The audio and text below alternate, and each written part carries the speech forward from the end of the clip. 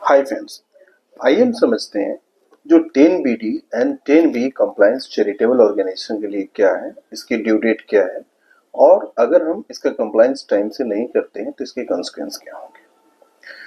जो charitable organisation जिसका ATG के अंदर रजिस्ट्रेशन है, जिसको डोनेशन मिला है, ये उसके लिए कंपलसरी है। तो अगर आप 10BD एक डोनर लिस्ट होती है, जो संस्था को डोनेशन मिलता है उसके तहत वो डोनर की डिटेल्स फिल करते हैं और उसको इनकम टैक्स में फाइल करते हैं, जो 10BD के अंदर आता है।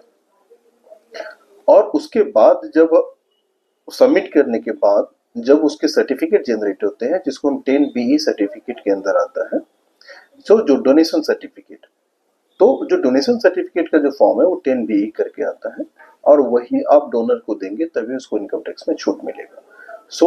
अगर कोई चैरिटेबल ऑर्गेनाइजेशन के पास डोनेशन मिला है और उसने अगर 10BD फॉर्म फाइल नहीं किया है, तो जो डोनर है उसको इनकम टैक्स में छूट नहीं मिलेगा। Number 1 point. नंबर 2 पॉइंट, अगर वो नहीं फाइल करता है तो उसको late filing fees 200 per day का लगेगा, जो section 234G of income tax act के अंदर है। इसके अलावा जो उस पर पेनाल्टी भी है 271 के अंदर ऑफ इनकम टैक्स एक्ट, उसमें मिनिमम पेनाल्टी 10,000 है और मैक्सिमम 1 लाख रुपीज है, जो ऑफिसिंग ऑफिशियल इम्पोज कर सकता है। अगर आप नहीं करते हैं फाइलिंग तो डोनर को भी इनकम टैक्स में बेनिफिट नहीं मिलेगा। बट मोर इम्पोर्टेंटली जो फैक्टर है इसमें कि जब भी हम 10BD फाइल करें तो इसका टाइम लिमिट क्या है। इसकी जो टाइम लिमिट होती है वो 31 मई जो फाइनेंशियल ईयर एंड होता है उस फाइनेंशियल ईयर के 2025, जैसे अगर हम फाइनेंशियल ईयर 2024-25 की बात करूं तो इसके जो 31 मई 2025 होंगे इसके एंड डेट, यानी वहां तक आपको 10BD फॉर्म फाइल करना जरूरी है, जिसको डोनेशन मिला है।